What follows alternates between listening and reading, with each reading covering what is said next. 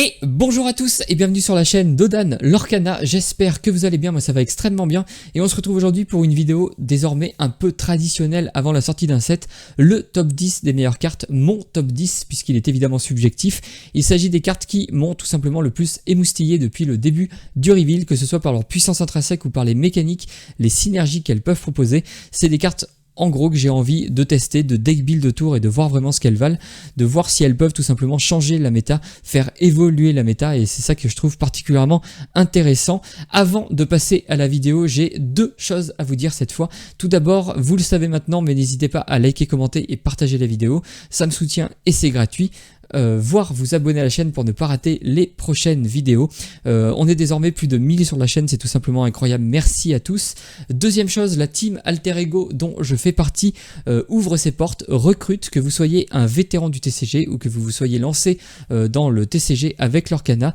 Du moment que vous êtes motivé, nous on cherche des joueurs de tout poil et de tout horizon, n'hésitez pas à nous rejoindre. Pour l'occasion, on ouvre du coup notre Discord communautaire, un endroit où on pourra discuter de tout et surtout de Lorcana.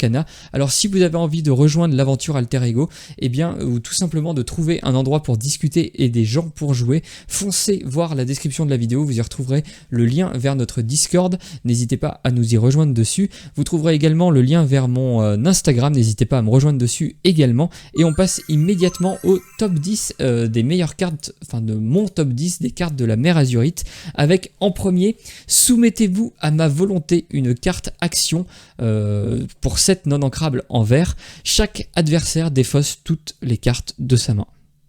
Tout simplement. Ça me paraît vraiment très puissant.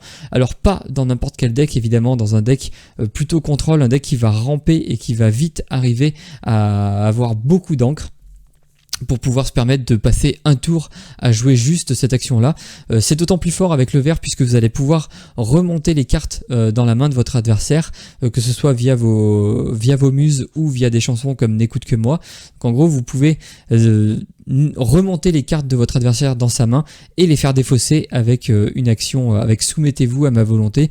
C'est trop fort, on va peut-être pouvoir jouer, comment il s'appelle, Milotouch, qui permet lui aussi de remonter toutes les cartes dans la main, de remonter toutes les cartes dans la main de votre adversaire. Il y a la Jasmine légendaire, je pense qu'elle est un peu plus dure à jouer parce qu'on n'a pas forcément de très bons supports avec elle. Je le vois plutôt évidemment dans un vert bleu, mais voilà, c'est une carte qui me donne des frissons quand je la lis. Je me dis, ouh, ça peut être très fort, ça peut être très embêtant. Alors on sait que la mécanique des fosses, c'est pas forcément la mécanique la plus fun à jouer contre, surtout depuis le traumatisme qu'on a tous eu avec Bucky, mais voilà, là c'est quand même une carte qui va coûter cher. C'est un peu le soyez prête de la main, puisque soyez prête, ça va nettoyer le board. Ici vous allez tout simplement nettoyer la main adverse, juste la main adverse en plus, pas la vôtre. Donc c'est pour ça qu'elle pour moi en tout cas, elle mérite d'être dans le top 10 des cartes que j'ai le plus envie de tester dans la mer Azurite, dans l'extension la mer Azurite. En top 9, encore une action, encore en vert. Tu es revenu pour 3 non ancrables. Choisissez un personnage et redressez-le. Alors ça peut paraître pas forcément incroyable, mais je pense que ça peut vraiment faire des trucs de folie, puisqu'en fait quand vous allez redresser le personnage, cette fois-ci, vous allez pouvoir en faire ce que vous voulez et notamment repartir à l'aventure. Je pense notamment dans un deck vert-bleu, puisque le vert-bleu a tenté d'exister un petit peu en copiant le bleu-rouge. Un vert-bleu un peu objet avec des Tamatoa. Si votre Tamatoa, il peut l'aurer pour 4, 5 ou 6 avec les objets, avec cette action-là, vous allez pouvoir partir à l'aventure avec Tamatoa, jouer l'action, le redresser, repartir à l'aventure. Globalement, vous avez presque plus besoin du sous-fétiche. Au lieu de vous coûter 7 plus 2, ça va vous coûter juste 3. Donc c'est peut-être plus simple à mettre en place. En tout cas, l'adversaire peut moins s'en prévenir parce que souvent dans le deck avec le sous-fétiche, vous devez trouver un tour un peu mort pour pouvoir poser votre sous-fétiche. Là, en fait, vous en avez presque plus besoin puisque c'est une action, vous allez pouvoir la jouer... en un seul tour, vous allez pouvoir la jouer un petit peu par surprise. Donc je pense que c'est très fort. Puis, pas seulement avec le Tamatoa, je pense avec une autre carte bleue, évidemment le Mufasa légendaire du set 5, celui qui, lorsque vous partez à l'aventure, vous redressez tout votre mana. Là, vous allez pouvoir partir à l'aventure avec votre Mufasa, redresser votre mana, donc rejouer à une sorte de presque deuxième tour. jouer tout ce que vous voulez, garder 3 de mana, jouer tuer revenu, redresser votre Mufasa, partir à l'aventure avec votre Mufasa, redresser encore une fois votre mana et jouer une sorte un petit peu de 3e tour. Alors oui, il faut avoir beaucoup de choses à jouer parce que bon, votre main, vous n'allez pas piocher forcément beaucoup de cartes, mais si vous arrivez à piocher, à faire plein de choses, ça peut vraiment faire de la magie. L'autre carte avec laquelle je la vois bien synergiser, c'est le Robin des Bois légendaire du 7-5 aussi, celui qui, lorsqu'il 1-4, celui qui, lorsqu'il part à l'aventure, vous regardez les 4 cartes du dessus de votre bibliothèque. Si vous trouvez une carte action qui coûte 6 ou moins parmi elles, vous pouvez la jouer gratuitement.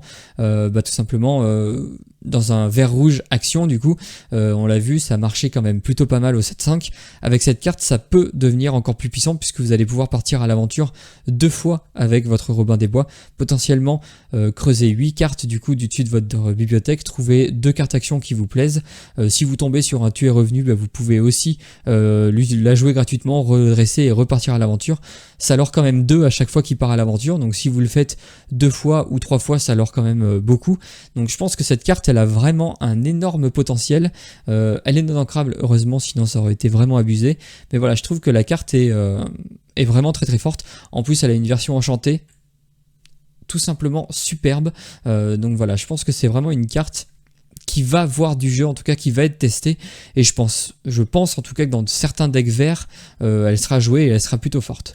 En top 8, première légendaire de ce top 8, une légendaire grise, le John Silver Capitaine Sévère, pour 8 ancrable, une 6-6 qui lord 2. Bam, déjà ça annonce la couleur, c'est un énorme pâté.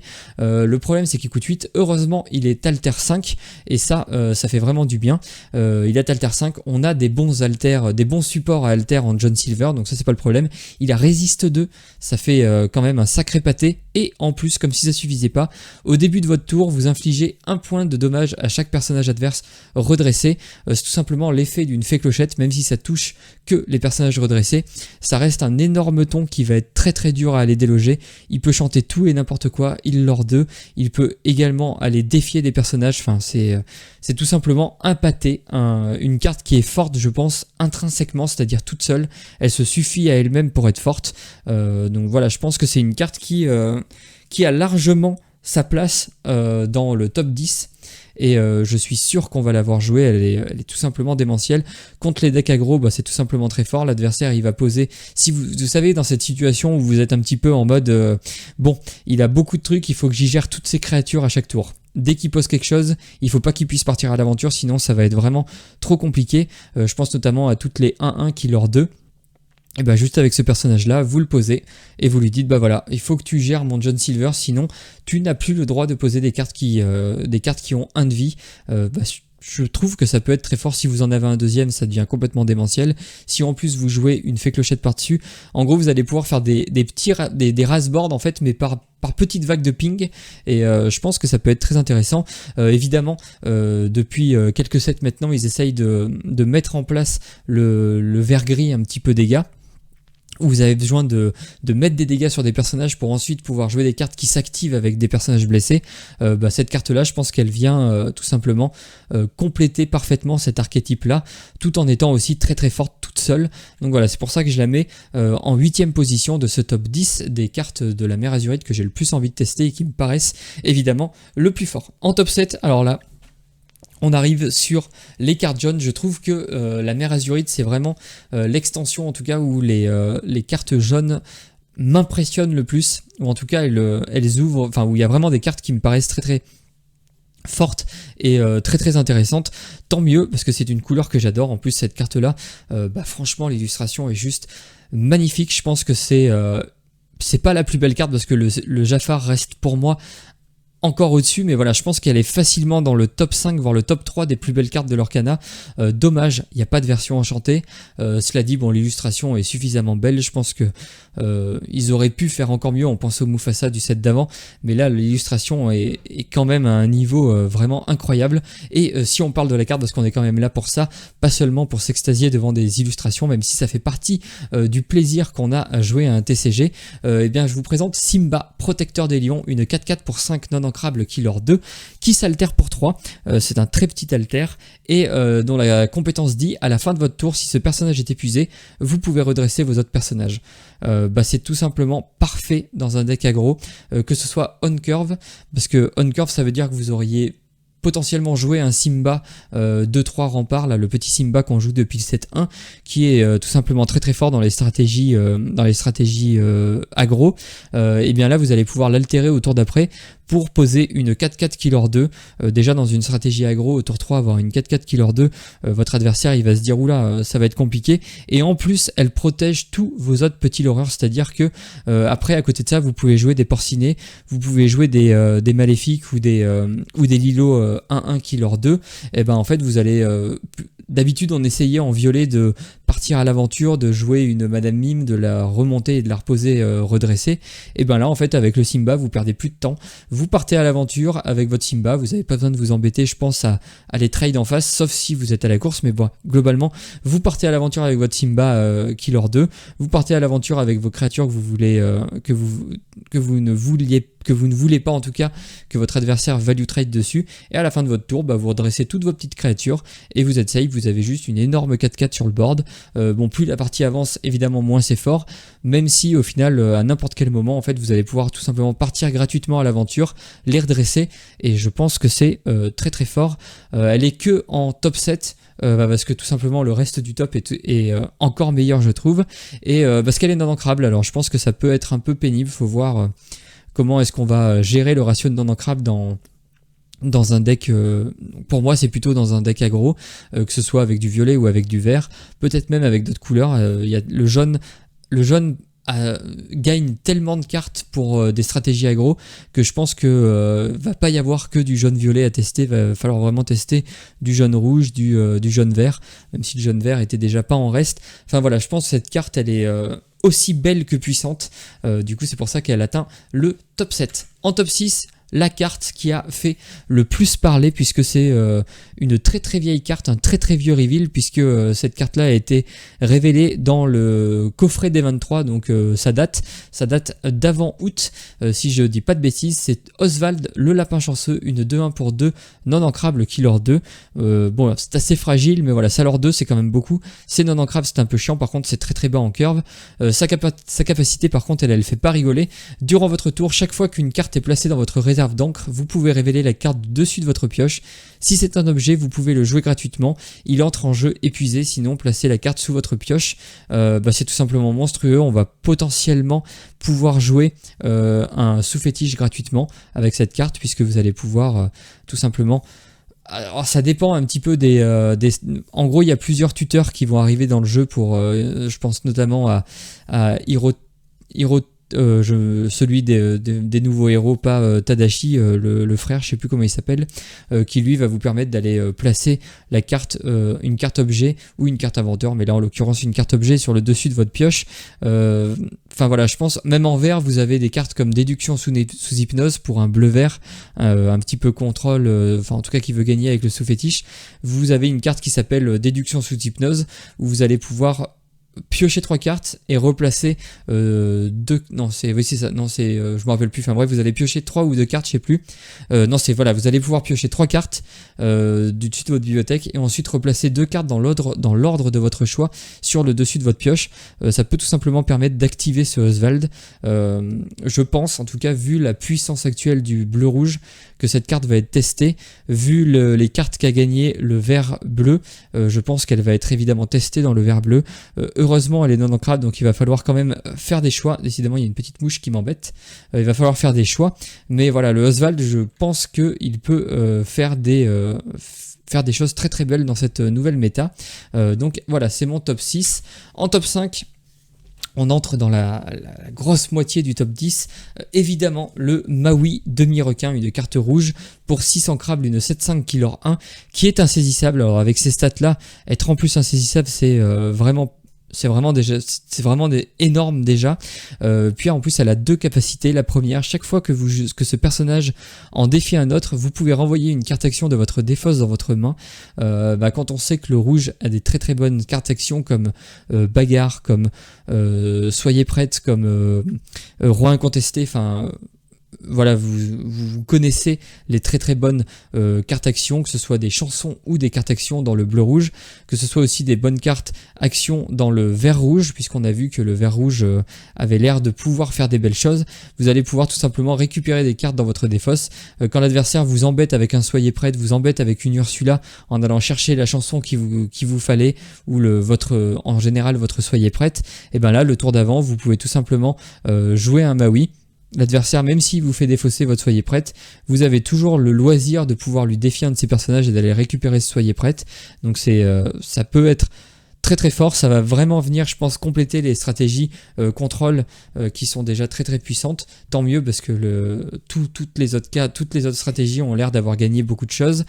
Et comme si ça suffisait pas, à chaque fois que vous jouez une action, vous allez gagner un éclat de l'or.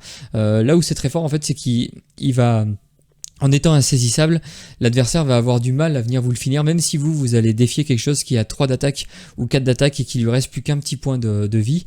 Globalement, l'adversaire, vu qu'il est insaisissable, ça va être plus compliqué pour lui d'aller le chercher, et donc en gros, vous allez pouvoir potentiellement faire 2 fois son effet, gagner du lore passivement et surtout remonter des cartes actions de votre défausse. Moi, j'adore jouer avec la défausse, donc c'est une carte évidemment qui m'a tapé dans l'œil. Ensuite, en top 4, je pense que c'est... une très très bonne carte, une commune, très très bonne carte, une action encore, pour 2 ancrables, voguer sur la mer azurite pour bleu. C'est exactement, pour les connaisseurs de Magic, c'est exactement la même carte que explorer, c'est-à-dire que ce tour-ci, vous pouvez placer une carte supplémentaire de votre main dans votre réserve d'encre face cachée, piocher une carte, donc une nouvelle manière de ramper, où vous rampez et en plus vous piochez. Typo fait pareil, en étant non ancrable et sans vous faire piocher. Du coup, le choix paraît un petit peu facile, puisque là, vous allez tout simplement pouvoir piocher une carte gratuitement en plus d'avoir rampé. Ça me paraît vraiment très très fort, que ce soit dans le deck qui existe déjà, le rouge-bleu, que ce soit dans le vert-bleu, que ce soit dans dans toutes les stratégies qui veulent ramper. Je pense que voguer sur la mer azurite, ça va être tout simplement... auto-inclus dans tous les decks qui veulent ramper, parce que c'est juste, tout simplement c'est juste trop fort en fait. Enfin, je vois pas de défaut à cette carte, si ce n'est qu'elle ne se chante pas. Donc ça pourrait être un défaut, mais vu qu'on a des très bonnes cartes pour aller checker la main adverse, notamment les Ursula, là en fait c'est une action, donc c'est encore plus dur à aller enlever de la main.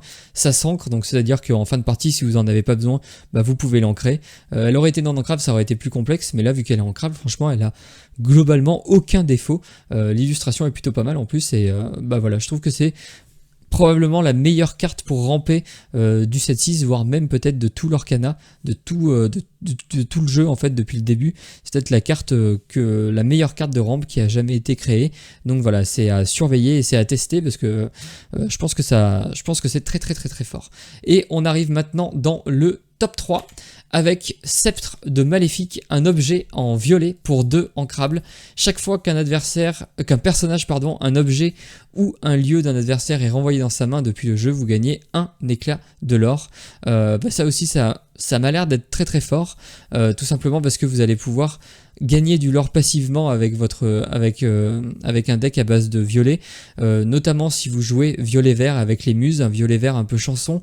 Vous allez pouvoir vous amuser à renvoyer les personnages dans la main de votre adversaire, gagner du point de l'or dessus, capitaliser en gros sur le fait, en plus de ralentir, de temporiser un petit peu votre adversaire, contre les decks qui veulent bouncer à foison, notamment les decks qu'on connaît avec la boucle Merlin Mime.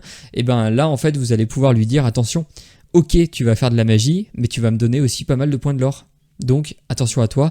Je pense que c'est vraiment une carte qui va être très pénible pour les adversaires. Ça va peut-être venir un petit peu parce que globalement, à l'heure actuelle, quand on joue du violet, on joue forcément le package bounce. Grâce à cette carte-là, ça va peut-être donner envie de jouer du violet autrement. Et justement, si le violet reste quand même assez dominant, ça peut vraiment venir dire à votre adversaire: attention, la boucle Merlin Mime, maintenant c'est plus juste je les joue parce que c'est trop fort. Va falloir faire attention, c'est un objet qui coûte pas cher, qui peut, on a vu que les stratégies globalement à base de violet, c'est des decks qui gagnent petit à petit. Enfin, il n'y a pas de sortie un petit peu goldée, ça va être on va gratter un point de l'or par-ci, un point de l'or par-là, et on va gagner gagner en grignotant un petit peu l'adversaire. Donc là en fait cette carte là en fait elle vient parfaitement s'intégrer là-dedans, et elle vient surtout contrer un petit peu la boucle Merlin-Mime qui était très très forte.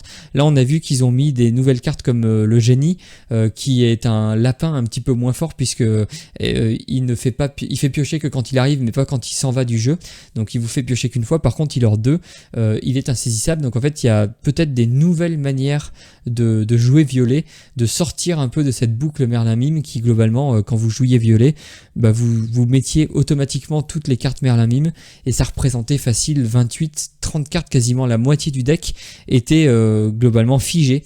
Là grâce à cette carte là j'ai l'impression que le violet va pouvoir être joué d'une manière différente, et surtout ça va permettre d'atténuer peut-être l'omniprésence de cette boucle Merlin-Mime. Moi je trouve que cette carte a l'air très très puissante. N'hésitez pas à me dire ce que vous en pensez, je l'ai mis en top 3, peut-être que vous l'auriez pas mis à cet endroit là, mais moi elle m'impressionne vraiment énormément. Ensuite en top 2, une des dernières cartes a été reveal, et c'est pas des moindres pour moi, c'est Lilo, reine de l'évasion, une 1-2 pour 2 ancrable qui leur 2. Déjà on se dit bon, c'est pas non plus incroyable comme stat, mais voilà, c'est pas mal dans un archétype aggro, ça pourrait être pas mal. Mais surtout, c'est là où elle est vraiment folle, c'est que sa compétence, c'est au début de votre tour, si cette carte est dans votre défausse, vous pouvez la jouer et elle entre en jeu épuisée. Tout simplement, à chaque tour, si cette carte est dans votre défausse, vous payez 2 et vous la mettez épuisée. Alors oui, elle arrive épuisée, oui l'adversaire va pouvoir la gérer, mais globalement tous les tours, vous allez proposer une nouvelle carte, enfin un nouveau loreur à votre adversaire, même si vous avez plus de cartes en main et que vous avez, on va dire 2 ou 3 Lilo dans votre cimetière, dans votre défausse. Si vous avez 6 de mana, tous les tours, vous allez pouvoir jouer 3 cartes. Bah en fait dans les stratégies aggro, c'est exactement ce qu'on veut, c'est ne pas s'essouffler trop vite, toujours proposer des menaces, obliger l'adversaire, mettre l'adversaire sous pression, l'obliger à réagir tout le temps, et la Lilo c'est tout simplement parfait. Imaginez vous avez par exemple 5 de mana, vous avez plus qu'une carte en main ou 0 carte en main, vous avez cette carte là qui est dans votre défausse, vous piochez un balou, pour 3 vous posez votre balou en mode rempart, donc il va vous faire gagner 2 de l'or si l'adversaire le défie, si l'adversaire le bannit, et vous faites revenir cette Lilo là, vous avez tout simplement un board qui va d'un coup proposer 4 de l'or à l'adversaire. Enfin, moi je trouve que cette carte elle est effrayante, très excitante si vous êtes un amoureux de l'hyper aggro, enfin même pas de l'hyper aggro, de l'aggro tout court, et c'est surtout qu'elle va vraiment compléter en fait un petit peu le problème d'essoufflement un peu trop tôt dans la partie des decks aggro. En gros, souvent les decks aggro, quand l'adversaire, notamment contre le gris, si l'adversaire arrive à vous gérer un petit peu tout à chaque fois, et votre main se vide de manière un peu inexorable, c'est triste, vous pouvez rien y faire et vous n'allez pas réussir à finir la partie, voire à vous installer sur le board. Grâce à cette Lilo là, en gros, tous les tours vous allez pouvoir la rejouer. Alors évidemment, on va la jouer au tour 2, on va pas forcément la jouer au tour 3 ni au tour 4, mais par contre à partir du tour 5, ça devient vraiment une carte qui va venir compléter un petit peu votre curve. Même à partir du tour 4, ça vous permet de poser globalement 2 trucs par tour. Enfin moi je trouve qu'elle est vraiment elle est vraiment parfaite, parce que tour 2 vous la posez, tour 3 vous partez à l'aventure, elle se fait gérer, tour 4 vous pouvez directement la remettre avec quelque chose d'autre. Enfin, cette carte là je la trouve vraiment sensationnelle. Enfin elle est vraiment, elle est vraiment parfaitement designée pour venir en gros soutenir et même renforcer, voire propulser sur le devant de la scène cet archétype aggro. En plus elle est en jaune, donc on sait que le jaune c'est un peu la base de tous les decks aggro, donc ça veut dire que vous allez pouvoir, ça vous impose pas une bicolorité. Si vous voulez jouer un deck aggro avec du vert ou avec du violet ou avec du rouge, la Lilo elle pourra tout le temps rentrer dedans parce qu'elle est dans la couleur de base de l'archétype aggro. Donc enfin vraiment elle est parfaite cette Lilo. Heureusement qu'elle n'est pas de 2. Heureusement qu'elle n'est pas 0-2, parce que sinon l'adversaire aurait pu la trade gratuitement. Là, 1-2, je pense que c'est parfait, c'est le bon compromis. Enfin, je la trouve parfaite. En plus, l'artwork est super mignon. Donc, une carte super mignonne qui est en même temps terrifiante. Je trouve que c'est marrant, cette espèce d'un petit peu de dichotomie entre voilà, c'est une carte Lilo, elle est trop mignonne, et en même temps je pense qu'elle va terrifier beaucoup de monde et elle va prendre des games assez facilement. Elle va vraiment mettre en avant l'archétype aggro et c'est vraiment super cool. Et enfin le top 1, j'imagine si vous avez suivi les reveals que vous vous en doutez, il s'agit évidemment de la Tiana, encore une carte jaune, encore une carte qui va pour moi venir renforcer l'archétype aggro. Tiana, propriétaire de restaurant, une légendaire, une 1-4 pour 3 non ancrable, heureusement, killer 2, déjà c'est pas mal. Tant que ces personnages est épuisé, chaque fois que l'un de vos personnages est défié, le personnage qui défie subit -3 d'attaque pour le reste du tour, à moins que son propriétaire ne paie 3. C'est tout simplement énorme. Payer 3 pour pouvoir défier correctement vos personnages, c'est tout simplement énorme. Alors... En fait, c'est tout simplement énorme parce que souvent l'adversaire, il va vous gérer en posant des Madame Mime Renard, en posant des personnages qui ont en charge, qui ont 3, 4 de puissance d'attaque. Globalement, là, vous allez lui dire, en fait, ton personnage, non, il va rien faire. Imaginez sur une Daisy, l'adversaire, il veut jouer une Mime Renard, paf, la Mime Renard, elle se retrouve à être 1-3. Votre Daisy, elle en a plus rien à faire. En fait, c'est vraiment fou. Ça veut dire que l'adversaire, il va falloir qui ralentissent vraiment son plan de jeu, qui prennent en considération la Tiana et qui en gros qui P3 ou alors qu'il la gère instantanément. Mais s'il gère votre Tiana, ça veut dire qu'il gère pas le reste. S'il la gère, il va être obligé de la gérer pas par le board, donc ça veut dire qu'il va vous détruire la Tiana, rien faire d'autre pendant ce tour et laisser votre board que vous avez posé au tour 1 et au tour 2 tranquille en fait. Donc en gros ça vous fait gagner au minimum un tour. Si l'adversaire peut pas gérer la Tiana autrement que par le board, je pense que c'est tout simplement l'autoroute vers la victoire. Enfin cette carte elle est juste pareil, elle est monstrueuse, elle est pas. Enfin c'est exactement ce qui manquait à l'archétype aggro pour empêcher le bleu-rouge par exemple de faire tout simplement sa magie, même si l'hyper aggro avait déjà possibilité de battre le bleu-rouge, ça pouvait quand même être compliqué. C'était pas auto-win non plus, disons qu'il avait le match-up favorable, notamment quand il était sur le play. Un peu moins quand il était sur la draw, mais là avec toutes les cartes qu'il a eues, enfin je vous le rappelle, le Simba, la Lilo et la Tiana, franchement elles sont toutes des cartes jaunes. Bon, le Simba et la Tiana sont non ancrables, alors à voir un petit peu combien on en met, lesquels on met. Je pense que la Tiana est au-dessus du Simba, c'est pour ça que le Simba est un peu plus bas dans le classement. Je pense que la Tiana elle est auto-incluse dedans à chaque fois, et la Lilo ça fait vraiment, pour moi en tout cas, l'archétype aggro avec la mère azurite, il devient vraiment un vrai challenger dans la méta et j'ai vraiment trop envie de voir ce qui va se faire avec tout ça, parce qu'il y a vraiment moyen de faire des decks qui vont changer et qui vont accélérer un petit peu la méta, et ça c'est vraiment trop cool. Voilà pour le top 10. On a quand même 3 petites mentions honorables. J'aime bien rajouter des petites cartes à la fin. C'est des cartes qui m'ont impressionné mais que j'ai pas réussi à placer dans le top 10, qui pour moi sont un petit peu juste en dessous. Il y a notamment la Vaiana, chef des Kakamora. Alors elle c'est pour 7 ancrables, une 6-5. Elle est héros, princesse, capitaine, pirate. Elle a vraiment tous les mots-clés qui sont soit très fort dans le jeu, enfin très fort en tout cas, qu'on sent que ça va bientôt être vraiment jouable. Je parle bien sûr de héros et princesse, et pirate et capitaine qui ont été mis en avant dans le 7-6 de manière assez brutale. Donc en fait elle regroupe 4 mots-clés. 4 mots-clés qui synergisent déjà bien, donc en fait elle va pouvoir s'insérer dans plein d'archétypes différents. Elle est Alter 5, donc vous pouvez jouer au tour 5 une 6-5, c'est assez fort, et elle synergise avec les lieux qui pour l'instant, mis à part quelques lieux violets qui ont réussi à trouver leur place parce qu'ils ont des effets vraiment puissants, les autres lieux c'était pas vraiment très viable, même si vous l'avez vu dans ma dernière vidéo, il y a la possibilité de faire quand même des jours 2 en Lorcana Challenge avec des decks lieux, donc les lieux c'est pas si mauvais que ça. Elle en tout cas elle transforme les lieux en quelque chose de, à mon sens, qui peut devenir viable, surtout le jaune-rouge lieu. Lorsque vous jouez ce personnage, vous pouvez déplacer gratuitement n'importe quel nombre de vos personnages sur le même lieu, gagner un éclat de l'or par personnage déplacé de cette façon. Donc en gros pour 5, vous allez pouvoir ignorer le coût de déplacement des personnages sur les lieux. On a quand même des lieux qui sont très forts, je pense notamment au nouveau lieu qui a été révélé, qui permet, lorsqu'un personnage est dessus, de bannir le lieu, de gagner 3 de l'or et de piocher 3. Avec ce personnage, vous allez pouvoir déplacer 1 ou 2 ou 3 personnages dessus, gagner 3 de l'or plus le nombre de personnages que vous avez déplacés dessus et en plus piocher. Enfin, ça a l'air de pouvoir faire des choses assez folles. Alors oui, ça demande un certain setup, mais voilà, si la synergie lieu marche, cette carte-là, elle va être juste assez menaçante, d'autant plus que des petites Vaiana, on en a quand même pas mal. On en a même des pas mal en rouge déjà. Donc c'est pour ça qu'elle est dans les mentions honorables.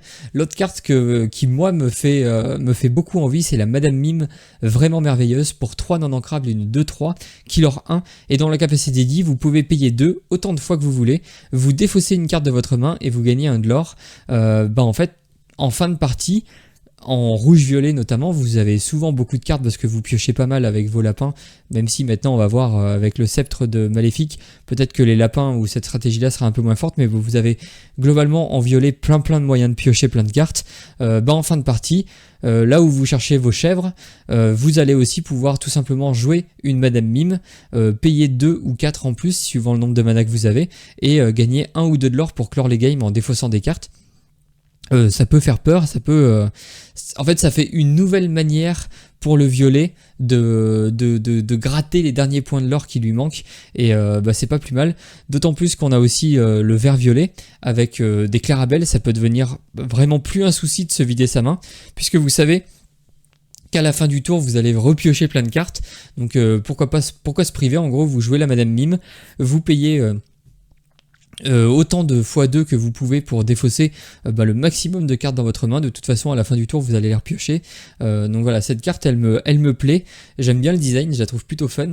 Et je pense que c'est pas mauvais. En plus, elle a pas besoin de s'engager pour faire son effet.